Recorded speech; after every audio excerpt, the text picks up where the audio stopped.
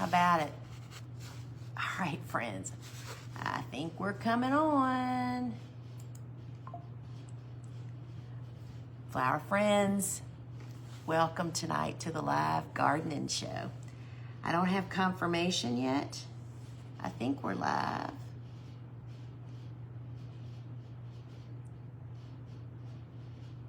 So, I'm getting a little attached to my seedlings.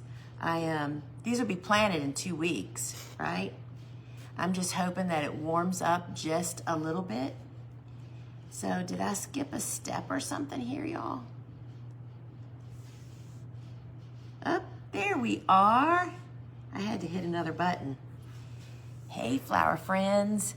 Welcome tonight. Tonight we are going to be doing some warm season, early summer dreaming. But how about it? You know what this is? These are scabieusis. And one of the things that I love to compare this cool season to warm season that we'll be talking about is this has kind of a big seed too. People are surprised that I actually planted in this little tray. This is 60 blue cockadee scabieusis. They'll be amazing. Hoping they'll make it to 4th of July, that they'll keep producing until then. Hello, flower friends. If you are just joining us here for the first time, I want to give you a really warm welcome. And my name is Lisa Mason Ziegler, and I'm the owner of the Gardener's Workshop.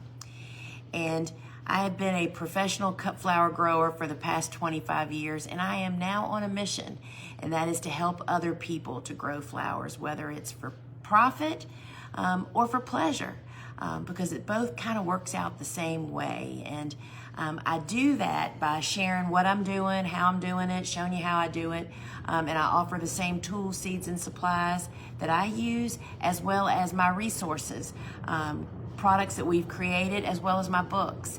And it's everything we do, friends, is for you. I mean, to help you grow flowers. And we love doing that. So today's show is all about dreaming about summer flowers.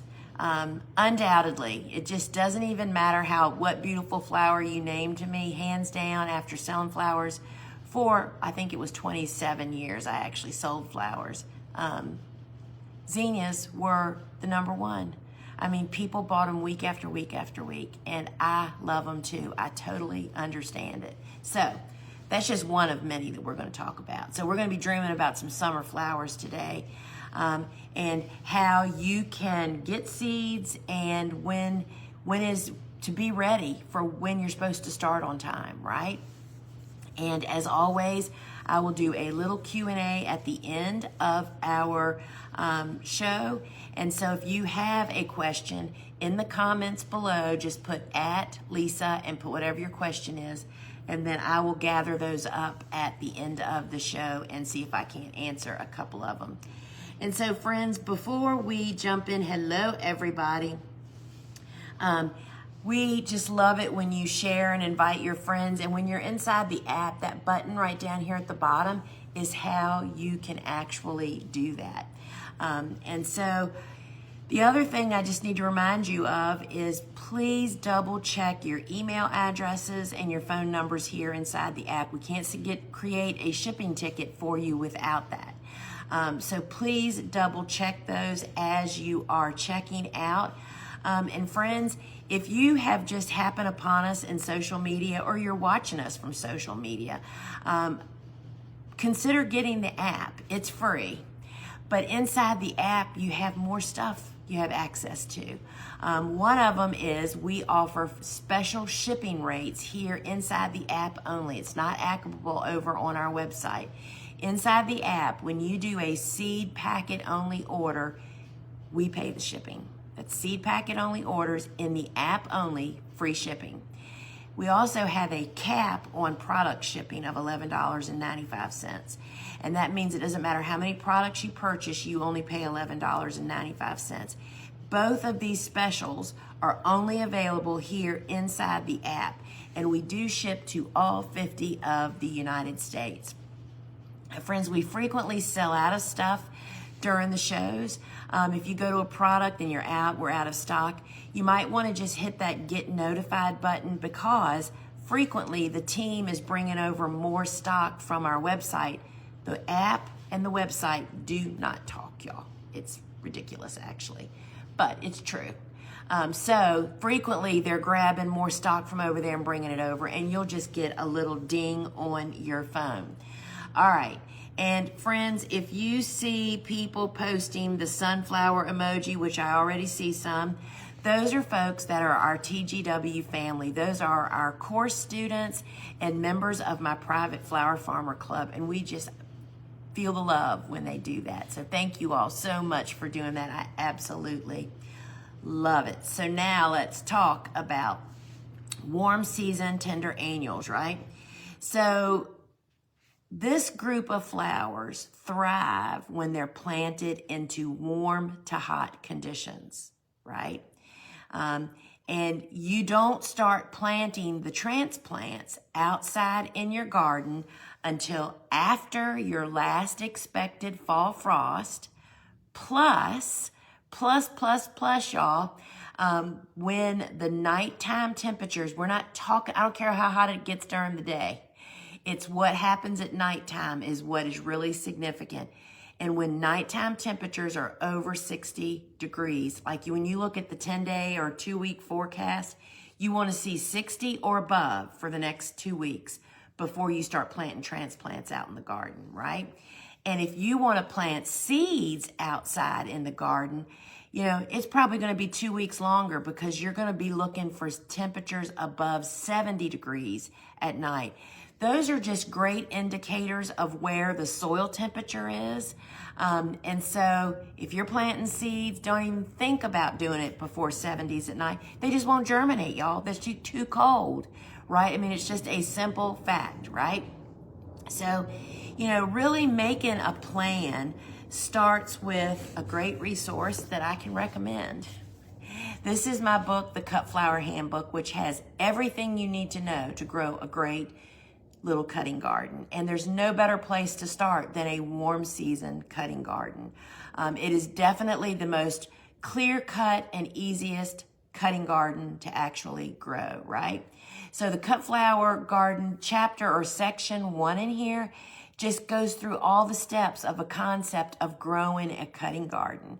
Then it also includes 25 warm season, 41 cool season, and it just has everything that you need. And then it tells you everything about each flower, how to start it from seed, how to grow it up, which varieties, when to cut it, how to cut it, where to cut it on the plant, has everything you need. Would love to send you one of these. And when you purchase the book from us, we include the PDF download of the 6 flowers that did not make the book because we didn't have room for them, y'all. We couldn't squeeze them in. So would love to sign one of these books for you, and it just connects all the dots, right? And so that book will really hold your hand on knowing which varieties to start, and all the growing and the seed starting tips that you need to know. Figuring out when you are supposed to plant, warm season, cool season, all the different planting windows. That is where, what did I do with it? The big calendar journal really takes you by the hand and lines it all up for you, y'all. So this is a giant calendar that we made. It's got huge days, so you have plenty of room to write for your seed starting schedule and then a whole bunch of other things if you want to. The second page are my instructions. This is 9 different planting windows. What comes with this calendar is a free workshop of me walking you through those 9 windows, along with my suggestion of the 4 that you should start with if you are a new gardener or flower farmer or just getting into succession planting. It also comes with, where did I put this? It's here, y'all. Here it is. Y'all, I'm so bad by myself. It also comes with the download of the seed starting worksheet. This is like 7 pages long of my 66 favorite flowers. This worksheet, once you fill out your planting windows, you find them, you plug in using your first and last frost dates. You find your planting windows, then you mark them on the calendar. You can then sit down at each planting window and then you count backwards, y'all. And this tells you how many weeks backwards for which flower to figure out your seed starting schedule. It like all of a sudden starts to click. It's very simple. It just pulls the curtain back. I also send you in this paper bag that's inside your box my preferred pencil and also a string to tie your pencil to your calendar so you'll resist writing in pen. Y'all, this is $39.95. We still have some available. Please don't dally. This calendar, along with the book, has everything you need to grow a stellar flower garden. Everything. It'll answer all of your questions. All right. And I did not even click the book or the calendar. So let me go back up here. So I'm clicking them now. And what that does, because I've now just clicked the book, is that'll put them, if at the bottom of your screen, there's in white, it says shop. If you hit that shop, all the products that I'm talking about will show up there. And so now I'm going to click the journal, the calendar journal. So what is the journal part of this big calendar? Friends, on the last page of the calendar, I give you my tips on how I write in a specific way, meaning different things in different spots. And I do that kind of over and over each month from year to year. And that makes this into the best gardening journal the most useful garden journal that I have ever experienced.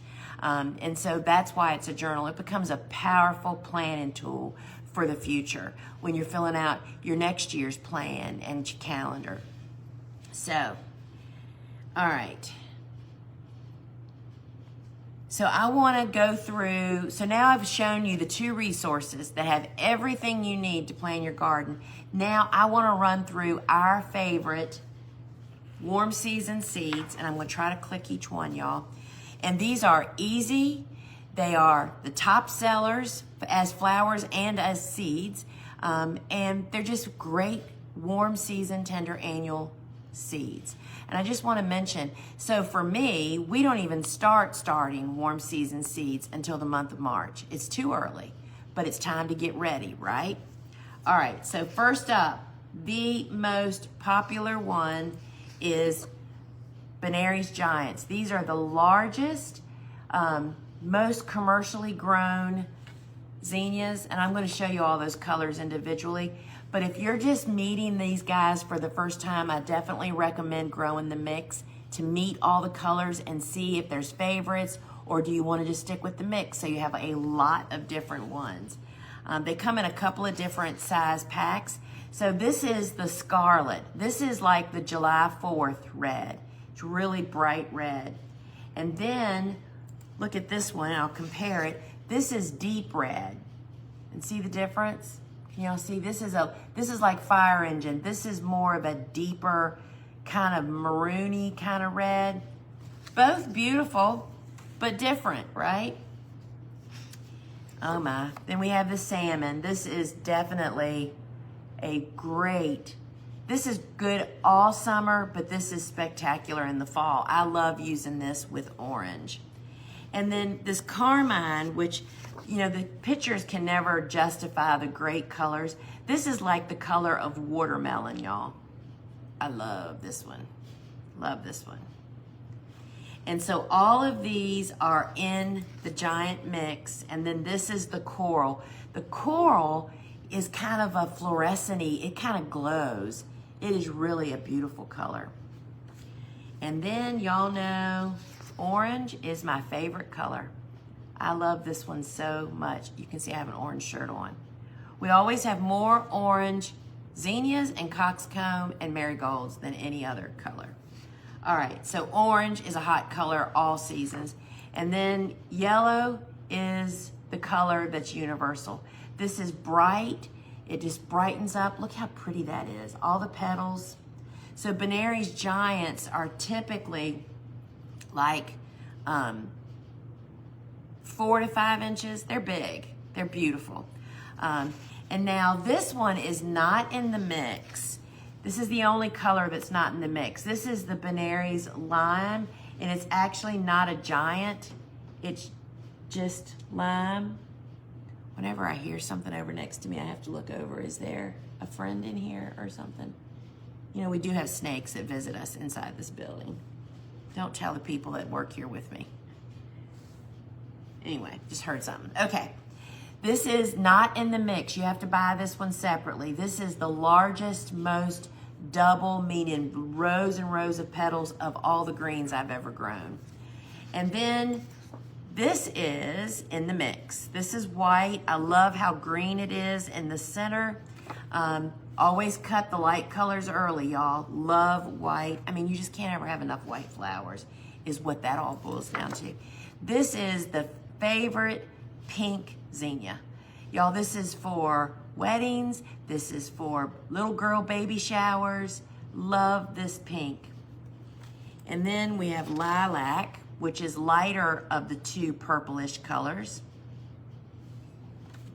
And then this is purple, much darker. Oh shoot, wait a minute y'all, I hit the wrong button. There's purple. And then this one only came out like maybe 8 or 9 years ago. This is wine. This one I only grow in the fall. It's just a fall color, right? It is really beautiful. I mean, it is a deep jewel color. It is really pretty. And then, y'all, this is one of the favorites, right? The Queenie mix. They renamed Queen to Queenie. And look at that mix. Look at those colors. While we do grow it all season long, all 6 sessions, this is a big hit in fall. It's just the natural colors, right? And then this also comes in the individual colors. So my suggestion is, if you're just kind of like growing stuff for the first time, I would do the Benary's mix and I would do the Queenie mix. Then zero in on your colors that are favorite that you might want to add in for another succession. This is the Lime Red, which is really pretty. Oh my gosh. And I say they're all my favorite. This is the Lime Blush or Blotch. I'm not sure which that official name that is supposed to be, but it's lime with pink in the center, and it is pretty spectacular. Now, the Queenies are not as large as the Benary's Giants, but they're just as double and just as beautiful. Then they came out with this one a couple years ago. This is Lime Orange, and it is pretty cool too. This is such a great fall color. This is really a good one. And then this one, holy cow, I think this one, maybe the orange was maybe 4 years ago. This one came out 2 years ago, I think. It's called Lemon Peach, and she's a beauty, y'all. This is how you get in trouble. It's like, that's why I have to grow them all. And then Queenie also has its lime. It's just smaller. You know, these are like this big instead of, well, maybe that big for Benary's. So they're just different sizes. Love that one too. Now there are other types of zinnias. I will tell you that for our zinnia growing, 90% of the zinnias, 90% of our area that we designated for zinnias had Benary's Giants. The other 10% were made up of the specialty zinnias, with the Queenies, some of them. And then we have, wrong one. Then we have the giant cactus mix. People either love them or they hate them. Some people think they look like old zinnias. Others just think they're just so great and so much texture. There are colors in this cactus zinnia mix that are not in any other. There's a blushy color. You can barely, this is a, right there is it. It's a great one. I love it. And then of course, because it's orange, this is Inca Orange, another cactus. It's really kind of cool. This is a great one for the fall. Love that one. And then if I had to pick a favorite of all the zinnias, this would be my favorite. These are Oklahomas. They're only about this big, but they're like shrunk down Benary's Giants. Love these guys. I love these on my table in the kitchen. Nice colors, really great colors. And then the Zowie. This is a butterfly favorite. And I don't grow this one until the third succession usually. Because I mean, this just isn't a summer color. So it's yellow, and then it's red in the center, and this picture doesn't show it, but then it gets magenta pink in the center. It is pretty spectacular. But it is great in late summer. And then this one, y'all, Uproar Rose. Both Zowie and this one are pricey hybrids, but they're so worth it. They're just beautiful colors. So that's it for zinnias, right? Those are just all the top dogs in my book anyway. Then we go to marigolds. And if you think marigolds stink, I get it. But did you know it's the foliage, not the flower, that smells? So you can strip all the foliage off and solve that problem and just have a stem with the flower to put in with your basil, right? So it starts off with cocoa. We love cocoa because they're just bomb. We call them bombs. That's deep orange. They are just big, y'all. Probably that big. So big. Then we have Cocoa Gold, which is just kind of a darker, I mean, it's gold. There's definitely a difference. And then, love this one, y'all. This is Cocoa Yellow. See, this is the stage to harvest I like. Green in the center. Don't wait till it blooms all the way out. Love that one. Then we have the Jedi Mix, which is all three of the colors together. Now, all these marigolds are like, you know, chest high, easy. Love them. And then there's this one, y'all. This is the one that I grow every succession. This is White Swan. It's not really white. It's more like buttercream. And she is spectacular. I love cutting her with, she's green in the center. She's not as big as the others, but it is a great flower. And they last forever. I love this flower. I mean, I would be growing 100-foot beds of this if I was in high production. Because it goes with everything. And it's long lasting, you know. And this one is low fragrance. I don't want to say no fragrance, but Suzanne and Kelly, who have very sensitive fragrance issues, do not smell marigold on this at all. So that's really saying something. All right, so what do we do for fragrance? Basil, lemon, and cinnamon. You can buy these separately inside the app also, or you can buy them in a mix so you have a little bit of both. That's what makes our bouquet smell so delicious, y'all. I mean, people just love it. And we started growing this 2 years ago. This is the Everleaf Lemon. This grows taller, and it sets bloom later. And why do I love that? Because I'm not looking for blooms on my basil. I want foliage. And this is the perfect candidate. We will grow more of this year than we ever have because it's just so useful. So what do you think's left to be another easy warm season that everybody should grow? Friends, who doesn't love a Cosmo? Cosmos, you have to learn when to harvest. Most people harvest them too late. That's why they don't last long. But look, this is Sensation Mix. This is a butterfly favorite too, by the way. This isn't the best cutting. See how they're all singles, right? They will cut. They don't last as long, but they are beautiful. The favorite for me is the whole Double Click series. And there's several colors. This is one of them. This is Rose Bonbon. And they are like, they're like marigolds, but in Cosmo version. Totally love them. And then look at this one, Apricotta, y'all. Look at that. It is so pretty. So very, very pretty. And did you know that Cosmos, just like dahlias, bloom more in late summer and fall when the days start getting shorter? That's what triggers them. We grow them all season, but think about this in the fall. Double Click Cranberry, y'all. Oh my gosh. I mean, I just love, that's how you cut these boogers, just as they're cracking. And then another favorite for fall, and he is much more long lasting, even though he's a single, and that's Rubenza. This guy actually fades like a stone-washed blue jean. I mean, it just lasts longer. I love Rubenza. This is in our last succession. And then we have Cupcake Blush. Is not the most productive Cosmo I've grown, but she's a beaut, right? And then here's another double click, which is just the best cuts. That is Snow Puff. Yes, white is what I call it, but it's called Snow Puff. Totally love that.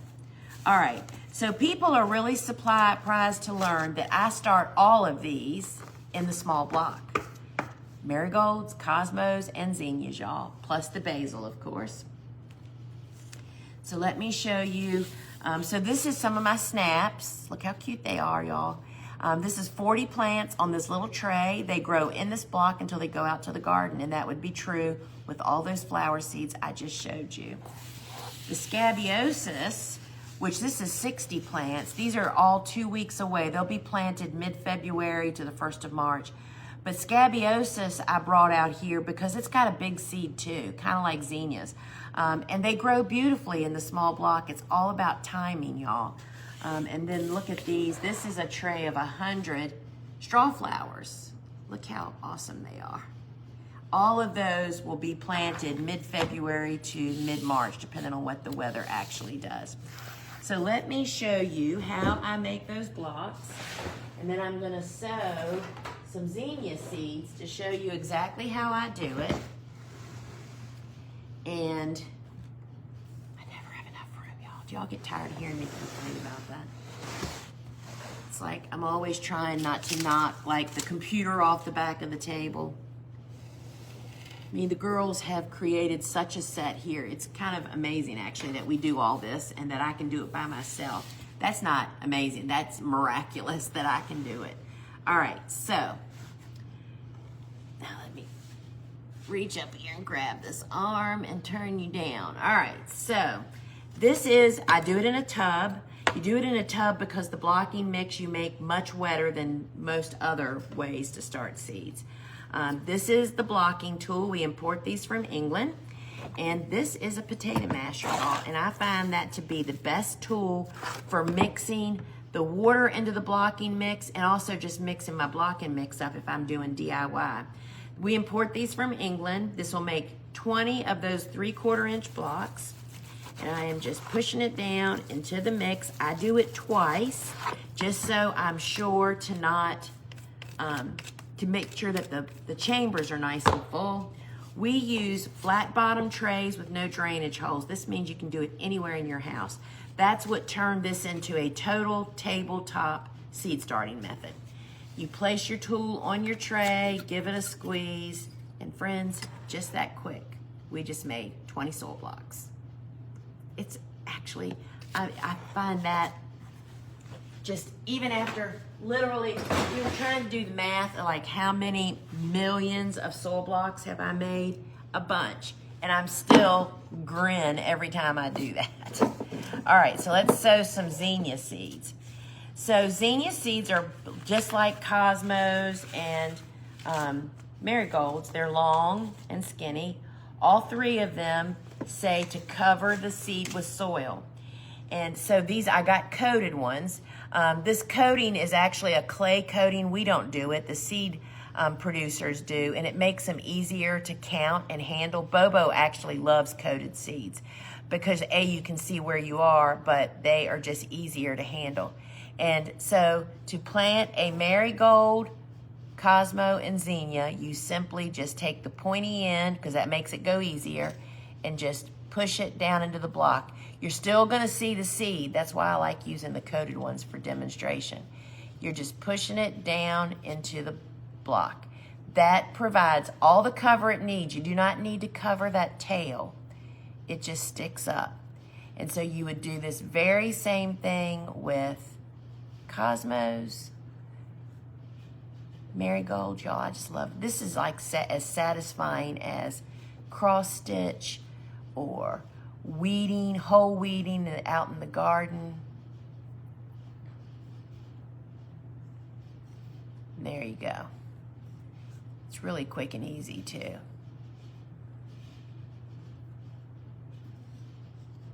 All right, so that's how you actually plant the seeds.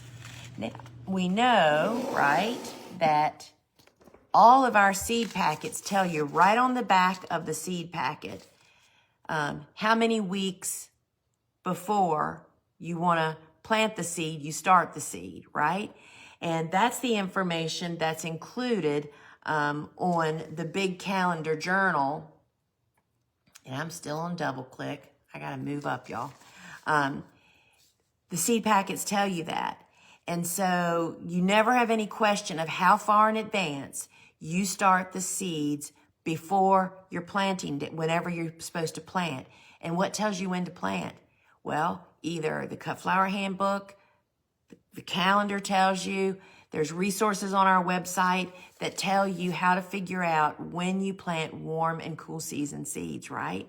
And I just can't emphasize enough how having that big calendar that I've used for the last 15 years and literally sitting down and counting and filling out is what made it all clear for me. So start your seeds on time. That's why we're able to plant in that small block and plant that small block out in our garden, because we don't start them too early, which is a frequent flyer for warm season 10-year annuals. People tend to do that. You do not want to start early, friends. So let's see where we are. So this is what a soil blocker looks like unused. This is how they come from England to us, y'all. This is the small blocker. It's $39.95. I better catch up. I went through all that. Let's see here. You know, they make me notes trying to keep me on. They try to keep me on track. It doesn't always work. It's $39.95, and it comes with written instructions. The recipe comes with it, and it's always on our website. And so this is the blocker that I use almost exclusively. The only time I don't use the small blocker is when the seed is literally too big to fit. Stuff like sweet peas, sunflowers, zucchini, squash, those kinds of things, because it's so space savvy and it used so much less blocking mix, right? So how can you actually make your own blocking mix at home, which can be very cost effective, especially for folks if you're going to be doing a lot of seed starting. So this is our DIY blocking nutrient mix. This is basically 50% green sand and 50% rock phosphate powder. The powder part is what is so hard for people to locate, so that's why we have it mixed and bagged. So this will make 12 recipes. The recipe's right here on the front. And you add your peat moss or cocoa fiber and compost to this to make blocking mix, right? So this is $19.95, and you can find cocoa fiber bricks over on our big website. They aren't available here in the app. But this nutrient mix will allow you to make blocking mix the most cost-effective way, because you're not paying to ship in everything, right? So that's the DIY nutrient mix so that you can make your own blocking mix at home. Now, I recommend that you sift all seed starting mix, whether you buy the ready-made mix. Over on our website, you can buy a 20-quart bag of blocking mix. But you have to sift everything, because you don't want chunks in with your seed starting. This is our sifter, and I love this thing, y'all. It fits perfectly on a 5-gallon bucket. You sift your ingredients, your compost, your peat moss or cocoa fiber. Put the chunks out in your garden. The chunks are good stuff. That's where the biology lives, y'all. But you don't want those chunks in your seed starting mix. So this is the sifter, and it's $24.95. And it just makes a job that can be really a pain in the neck quite simple. We love to do all of our sifting during the winter on a sunny afternoon outdoors, and get all of our ingredients prepared, and it really makes it for easiness.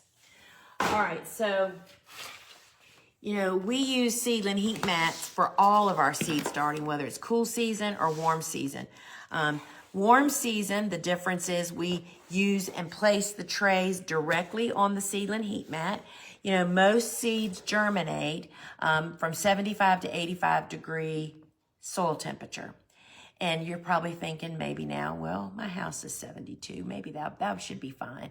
That is air temperature that you're thinking of. We're talking soil temperature. If you put your finger up against this soil that I just made in these blocks, it's really quite cool to the touch. That's because masses of soil or water or anything are typically 15 to 20 degrees cooler than the air temperature. This warms up the soil, which then gives the signal to the seed to sprout. That's why we have uniform and great germination rates, because the soil gets warm, the seed knows to sprout, and you go on.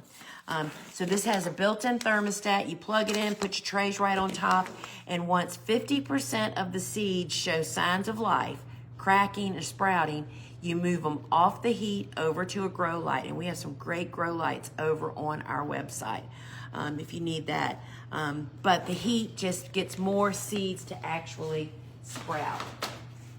So I'm frequently asked, what do I feed my seedlings? And this is it, y'all. Neptune's Harvest seaweed fish, 1 tablespoon to a gallon. I add it to my watering can on Mondays, and that gives them the nutrition that they need. You can also use this out in the garden, on the soil, and to even sprinkle it on the foliage as a foliar feed. I love this stuff. Used it for a couple of decades.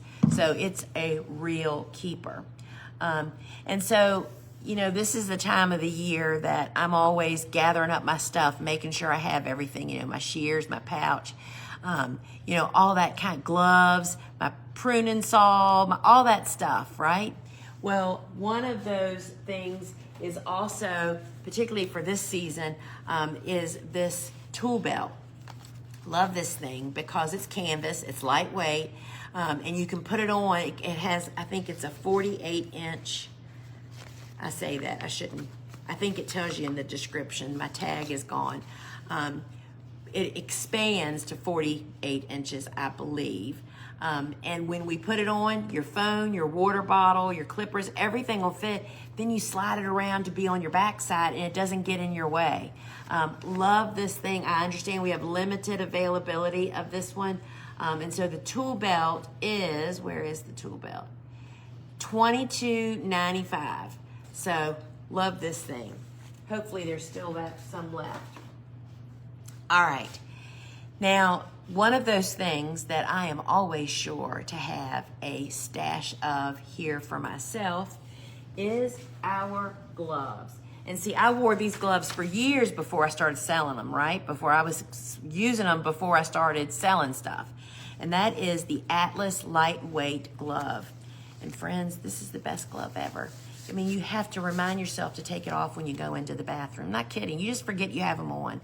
This is nitrile. It's breathable. We do everything in it, especially harvesting and work. I mean, I have harvest gloves. I have dirt messing around gloves. I have soil sifting gloves. And we just absolutely love them. They come from extra small up to large. And you want them to fit like a surgeon's glove. We sell these to Mary Maids, FedEx people, mail room workers, warehouse workers. I mean, because it's grippy, you can do anything in it. Open in jars, put the gloves on and open a jar in a nanosecond. We just did that actually yesterday. So these are $8.95 a piece, or you can get a 4-pack. How much is a 4-pack? $31.95, y'all. And I have never come through an end of a finger, ever. I wear them slick that's my biggest issue. And it's from stripping flowers over and over and over. You will not be sorry about those. Then we also have them in a kind of a, trying to find it, more heavy duty. This is called the heavy nitrile, and love this one. Brick masons wear these. My husband uses this to work on his Harley when he's tightening stuff up and everything. I mean, the grip just changes everything. So these come from small up to extra large, and we absolutely love these guys. This is what I wear during the winter. They're just a little bit warmer than the lightweight colors are. So friends, I think it's time It's time for us to wrap this up. You know, I just want to thank everybody for joining us. And in a few minutes, I will be answering those questions that you guys have submitted. So if you have a question, you can put them in the comments and put @Lisa and whatever your question, and I will get back to those in just a few moments here. Remember that those special offer shipping rates are only available here inside the app. They cannot work over on our big website.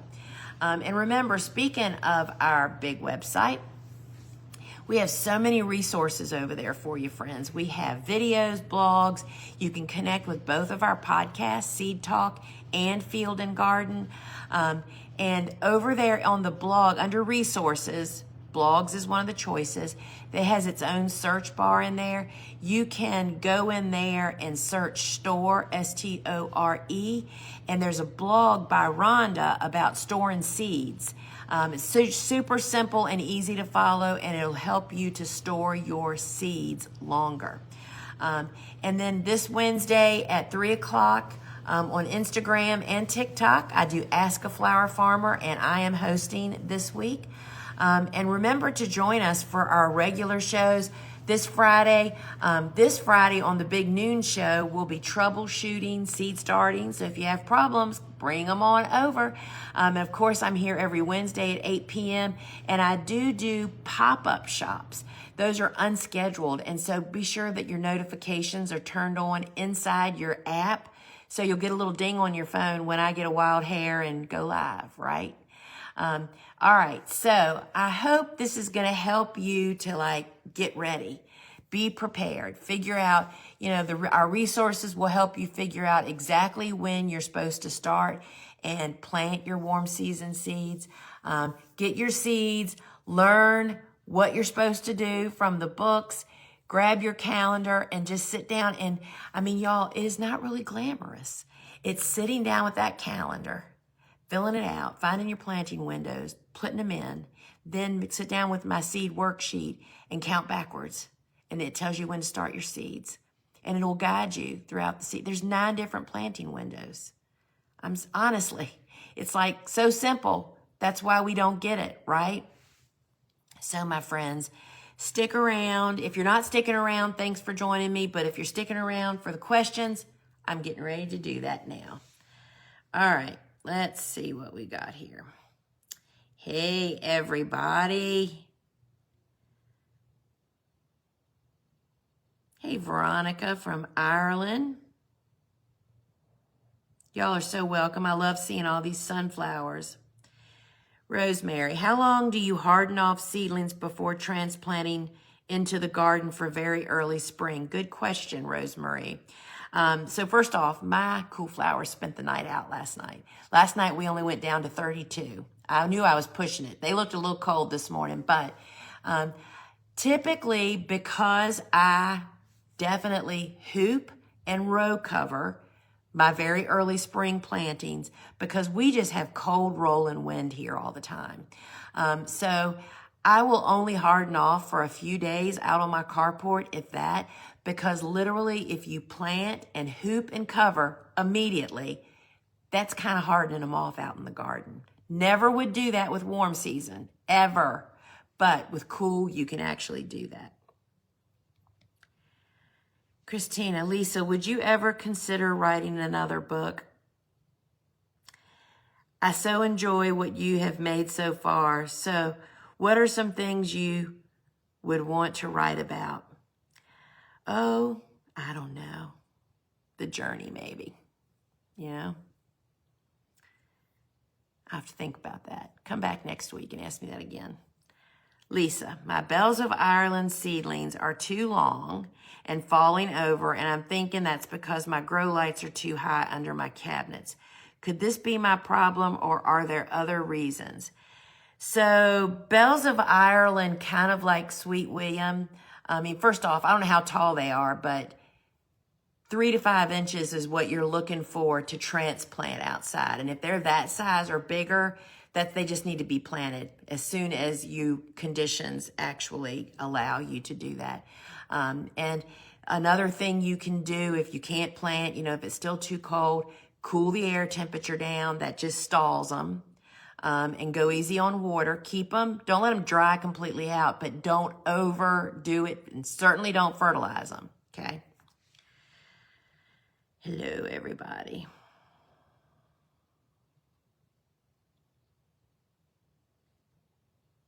Oh, Nancy, good for you, bordering seeds. Lisa,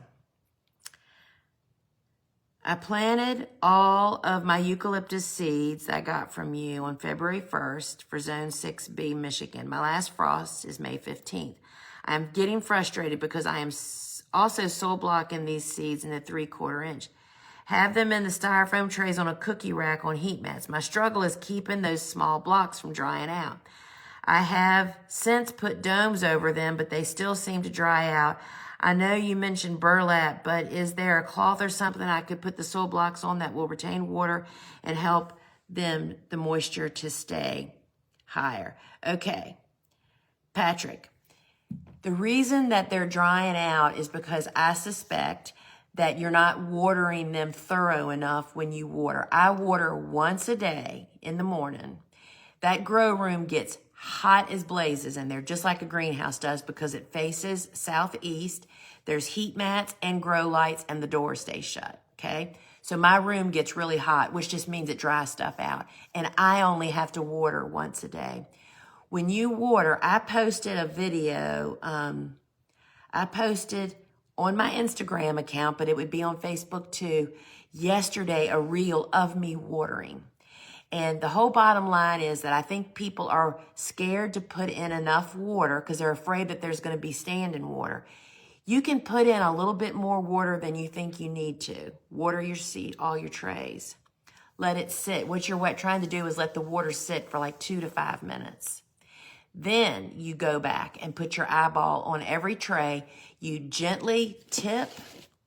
You know, if I put too much water in here, I just gently tip and pour it into a watering can or whatever to get any excessive water off. What I find is that people water, they don't put enough water, and the outer casing of the blocks will look moist, but the inners aren't. And especially with eucalyptus, they really don't soak up a lot of water. So I would say try that. Go check out that video. Also on my website under resources, there's like all things soil blocking, I think it's called. There's videos over there too. It talks about watering. So you should not have to water more than 1 time a day. Yes, Ernie, you can watch the replay anytime inside the app. Melissa, love the big, beautiful calendar. You know, Melissa, I do too. I mean, it's like, it just opened the door. It allowed me to focus on other things. When I sat down in winter, January usually, in February, and filled out the calendar for the season, and then I didn't have to worry about that mess anymore. It told me what I was supposed to do and when I was supposed to do it.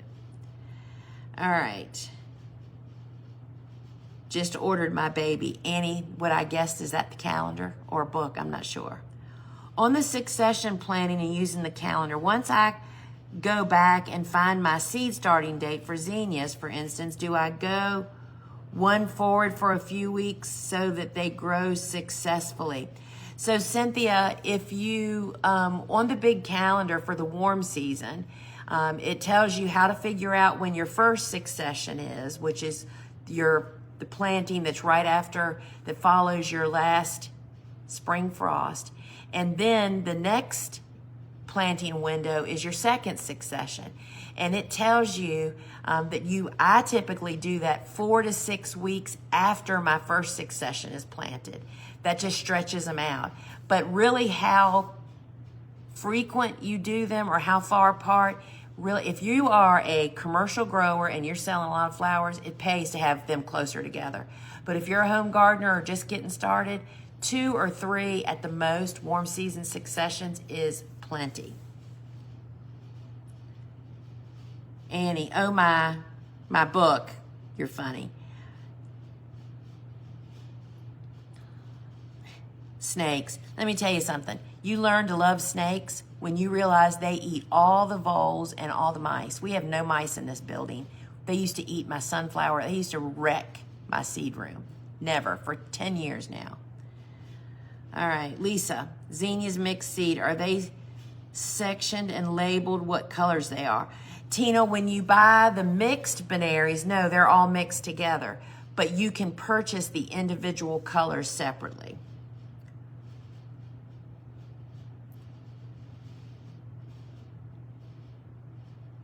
Thank y'all for helping people. And be sure to remember there is a free workshop that comes with the calendar that I walk you through the planting windows. Yes, I am talking about the big calendar. And Tony says she loves cactus zinnias, and so do her clients. It's like the quality. When you harvest them at the right time, we love those boogers.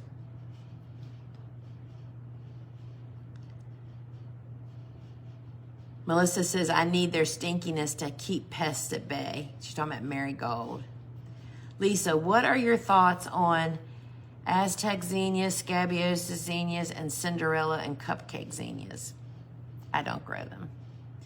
They are, we have grown every zinnia that's available out there, and they were just underperformers. They just were nothing, that's just us though. Depends on what you're doing with it. If you're a home gardener and you love the way they look, grow them.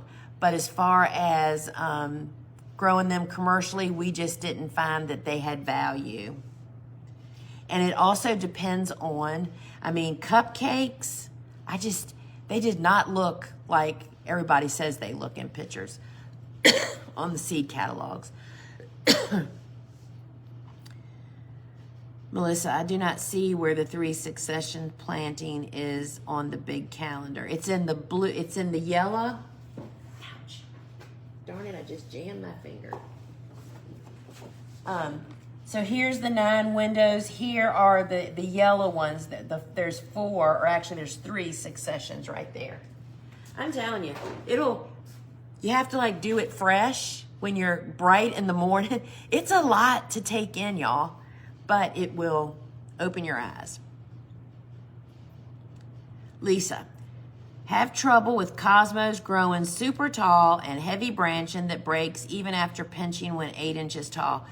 Okay, so first off, you never fertilize cosmos because actually fertilizing them will cause them to grow more vegetation than blooms, if no blooms at all, perhaps.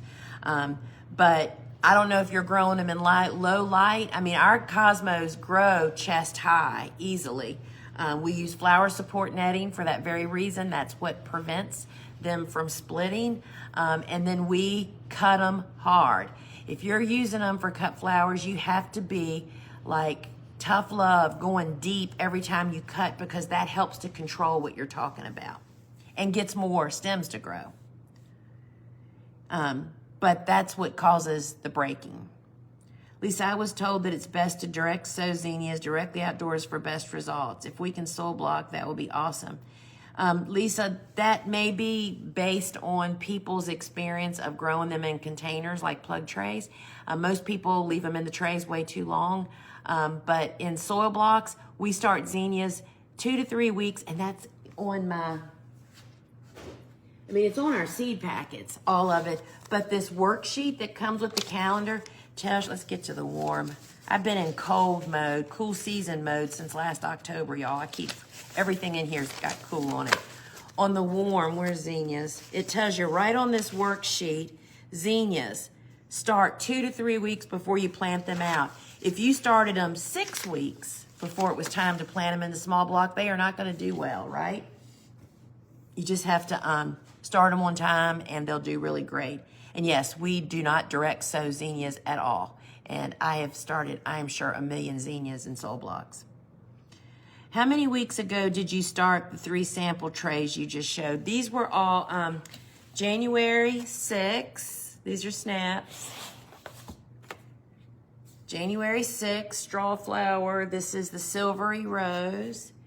And January 7th for the scabiosis. And they'll go 2 more weeks to get to my planting date. My yellow straw flowers didn't germinate well. Peach and King did amazing. Same conditions when planted, all seeded at the same time. Yeah, Rita, sometimes, because I grow all the different colors also, sometimes we see a variation in germination. We replenish our seeds 2 to 3 times a year from our supplier because we know that straw flowers are one of the seeds that they do not have a shelf life at all. So I don't know if those were new, if you just purchased them all at the same time and planted them. But some colors just aren't as strong germinators in my experience. Yes, Melissa, I definitely believe it's therapeutic. Can you add soil blocks to a winter sowing milk jug? I am not familiar with winter sowing. I mean, I know what it is and I see people doing it, but it's not something that a commercial grower would really do, so I've never investigated it. So I'm not sure why you would do that or what benefit would there be, so I cannot help you there. Lisa, when you sow sweet peas, do you put them on the heat mat to germinate and then under light? So, you know, Amber, I started doing something different a couple years ago after Bailey coached me, Farmer Bailey. We literally put them in large blocks, 2-inch blocks, and I put them out on my carport in cold. So they sit out there, and it takes them a longer to germinate, but we get 100% germination. Versus I used to put them on the Seedling heat mat, and I had mixed results. Most often I would get pretty decent germination, setting them outside in, you know, cold nights and warmish 50-degree days. They do great in the fall, right? So think about fall conditions like October, November for us. When making the blocking mix, are the measurements for gently packed or sifted? Oh, I see what you mean. Gently packed, I would say. Lisa, I have the cut flower handbook, and for early planting, you mentioned to plant out 8 weeks before the last frost, but the weather is colder than usual. Do you wait until later to plant? No.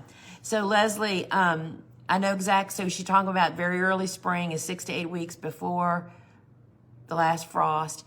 The cool season hardy annuals are really quite cold hardy.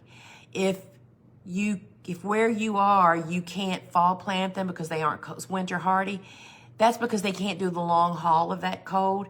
These guys will take frost, they'll take below freezing temperatures, and planting them with spring just around the corner, they do really well. But I also hoop and row cover all of my very early spring plantings, not because they need the cold protection, it's from the cold wind that just whips them up.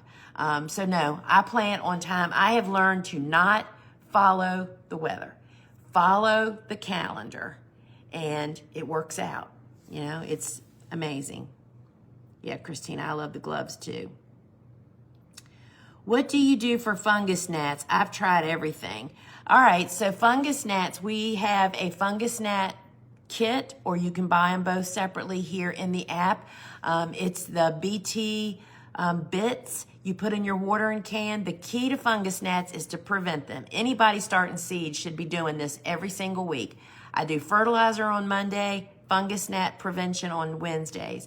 You put the bits according to directions in your watering can and water with that on Wednesdays. That kills developing babies in the soil. And then we use the yellow sticky traps to capture the adults that are flying around that are laying the eggs, making more, right? And if you have them already, it'll probably take you 2 months of being diligent. But I'm telling you, you need to start the week you start starting seeds and do it every single week until you're done starting seeds. We do it all the time. It's amazing. All right. Lisa, how do you punch your holes in mulch fabric?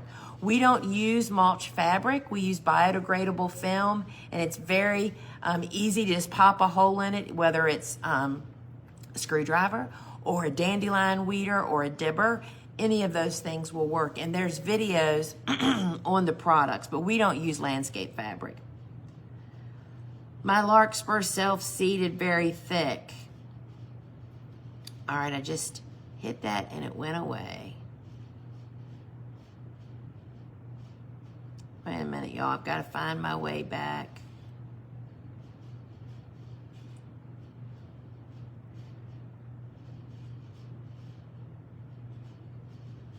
Here it is. My larkspur self-seeded very thick. How to thin. So thinning is the toughest job to do, but you have to do it if you want to have good tall flowers. So you just pull them out and you toss them. You don't try to dig them up because then you're going to injure the ones you're trying to save. And I would leave them, 4 to 6 inches apart. And you thin down to 1 seedling. And if you wait too late, then it gets even harder to do because they're so big and it disrupts.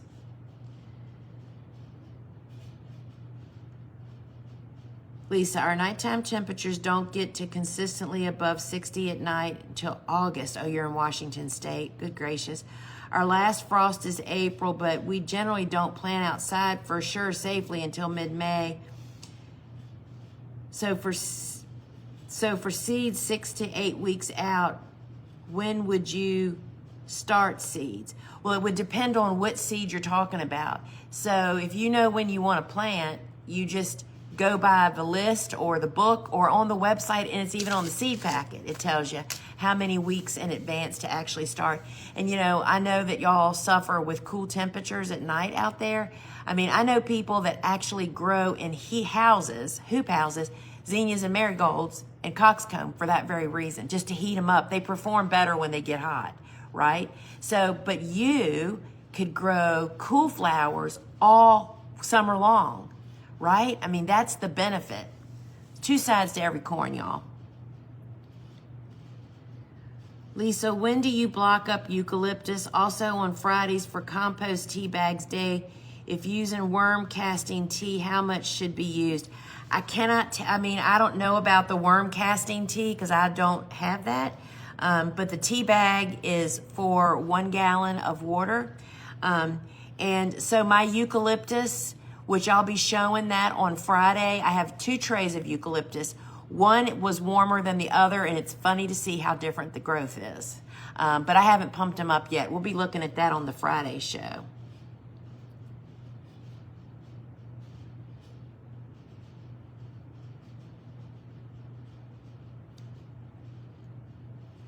Lisa, what hoop house setup would you recommend for home gardeners with row covers? So we don't do hoop houses, but we do what we call low tunnels. You can find the pre-arched hoops over on our big website. They're not available here in the app.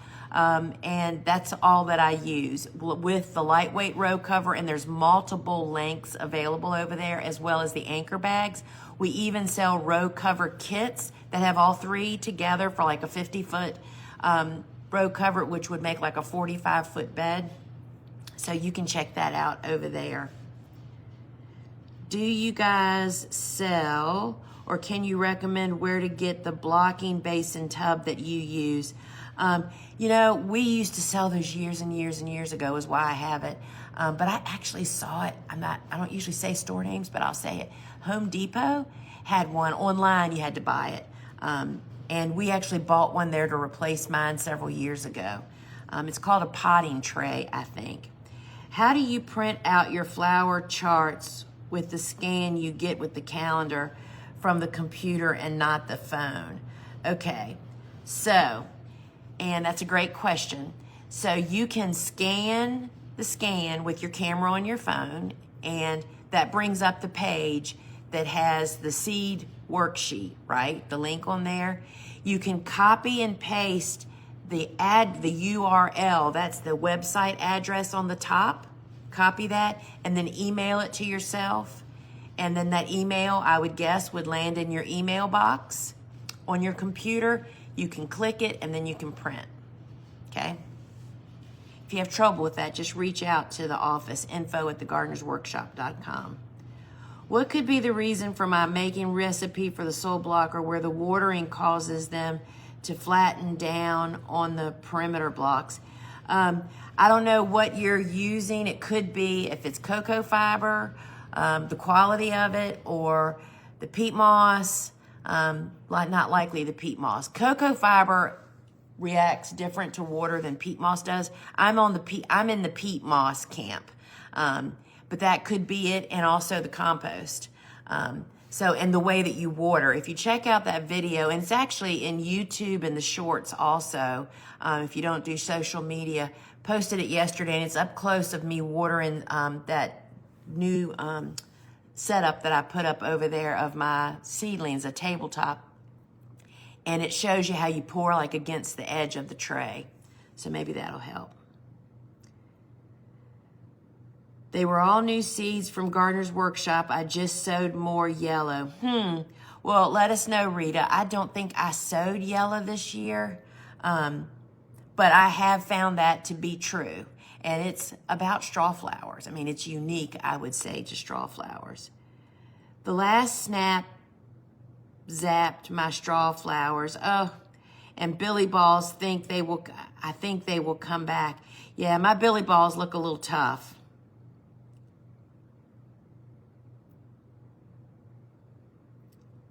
Lisa, do the Black Atlas gloves keep your hands warm? Now, see, I have rain odds, so my hands get really cold. They don't keep your hands warm like an insulated glove does, but they keep your hand warmer than the colored ones do. It's just a little bit more heavy duty.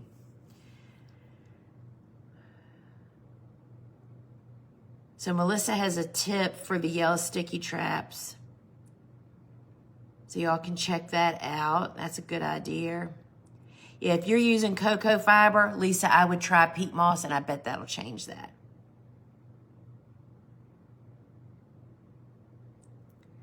All right, my friends, with that, I am going to sign off here. So thanks for joining me. Remember to come back Friday for the Seed Starting Troubleshooting Show, and we'll talk some more. And this is all just getting started, right? It's pretty exciting to think that we're going to be hot and stop complaining about 15 degrees at night. So it'll all be soon enough. So my friends, until we meet again, see you.